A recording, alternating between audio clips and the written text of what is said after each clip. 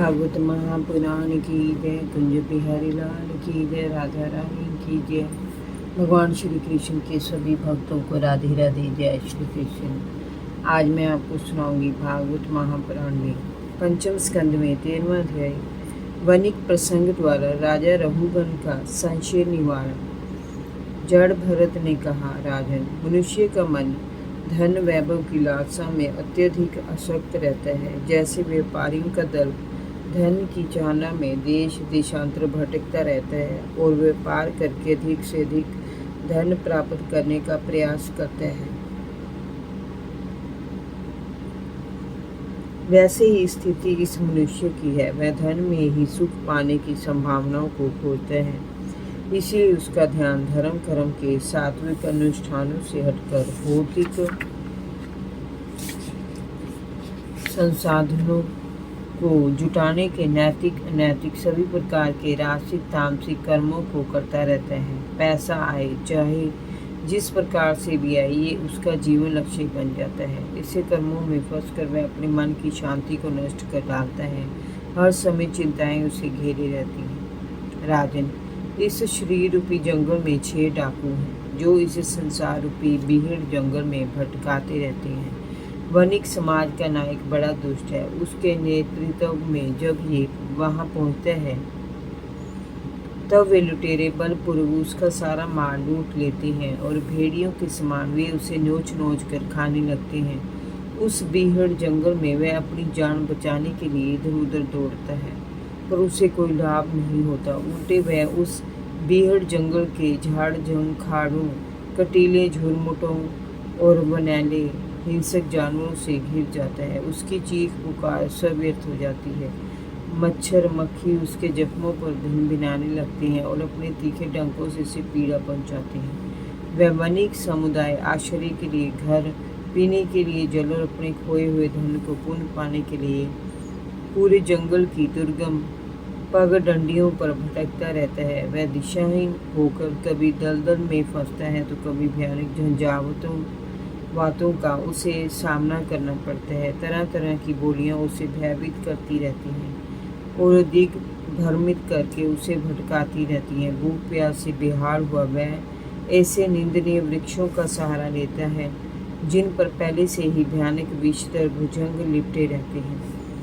उल्लुओं की बोली उसे उन्हें डराती रहती है। चमगादड़ों की चित्कार भरी उड़ानों से उनके दिल दहल जाते हैं। वन में लगी आग उन्हें भस्म करने के लिए आगे बढ़ती है तो वे विपरीत दिशा की ओर भागने लगते हैं और नई नई मुसीबतों में फंसते रहते हैं।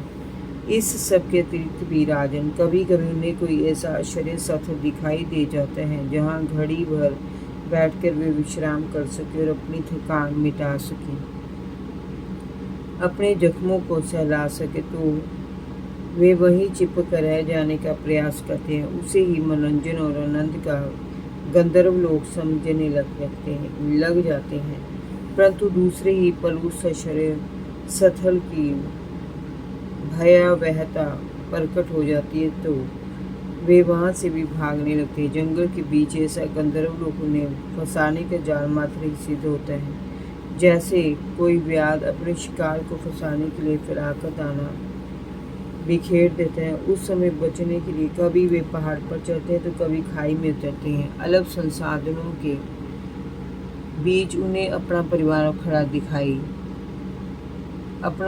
बड़ा दिखाई देने लगते हैं। तब वह दल आपस में ही लड़ने मरने लगता है, एक दूसरे पर आरोप प्रत्यारोप लगाने लगता है, पराई वस्तु को हड़पने का प्रयास करने लगता है और पकड़े जाने पर अपमान का दंश सहता है। राजन, इतना होने पर भी नई राह की खोज में ये दल आगे ही बढ़ता रहता है। आपस में कभी प्रेम संबंध स्थापित करता है तो कभी वैर भाव अपना लेते हैं। पीछे छूट जाने वालों की उन्हें कोई चिंता नहीं होती। ऐसे भयानक जंगल में भटकने वाले वनिक दल में से किसी को भी आज तक परम तत्व की प्राप्ति नहीं हुई, क्योंकि उनमें से किसी ने भी कभी परमानंद योग की शरण नहीं ली। धीर वीर पुरुष भी धरती के एक टुकड़े के लिए अभिमान स्वरूप उसे अपना बताकर लड़ते मरते रहे। फिर उन्हें भगवान विष्णु का विनाशी पद कैसे मिल पाता। जातिगत संस्कारों के अनुसार दाम्पत्य सुख में रत होकर वे इंद्रिय भोग से अपनी इंद्रियों को ही तृप्त करते रहते हैं। उन्हें अपनी क्षीण होती आयु की भी चिंता नहीं रही। हे राजन, तुम भी इसी भयानक जंगल के कंटकाकीर्ण मार्ग में वणिक दल की भांति भटक रहे हो। प्रजा को दंड देकर तुम अपने को महान समझने लगे हो। परमात्मा का सानिध्य पाना चाहते हो तो तुम्हें प्राणियों से सुहृदयता पूर्वक प्रेम करना सीखना होगा, विषय वासनाओं की ओर से विरक्त होना होगा और ज्ञान का दीपक जलाकर इस अंधकारपूर्ण मार्ग को पार करना होगा। राजा रघुवर ने कहा, महात्मन, आपने बताया कि समस्त योनियों में ये मनुष्य योनि सर्वश्रेष्ठ है। ऐसे लोगों में भटकने से क्या लाभ है जहाँ भगवान श्री हरि के गुणगान करने वाले महात्माओं की संगति नहीं मिलती। आपकी चरण रज के स्पर्श से ही मेरे सभी पाप और ताप नष्ट हो जाते हैं। आपकी दो पल की संगति से ही मेरा सारा ज्ञान समाप्त हो गया है। मैं आपको बार बार नमन करता हूँ। श्री सुखदेव जी ने जब ये प्रसंग सुनाया तो राजा परीक्षित के मन में कई प्रश्न उठ खड़े हुए। राजा ने मुझसे पूछा, मुनिवर, आप परम विद्वान हैं, आपने वणिक दल और जंगल का जो रूप खींचा वह विवेकी और ज्ञानी पुरुषों की समझ में तो आ जाएगा, परंतु अल्प बुद्धि वाले लोग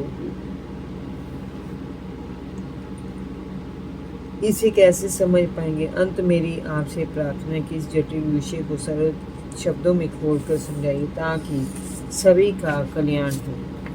जय जय श्री राधे। भागवत महापुराण की जय। भगवान श्री कृष्ण के सभी भक्तों को राधे राधे। जय श्री कृष्ण।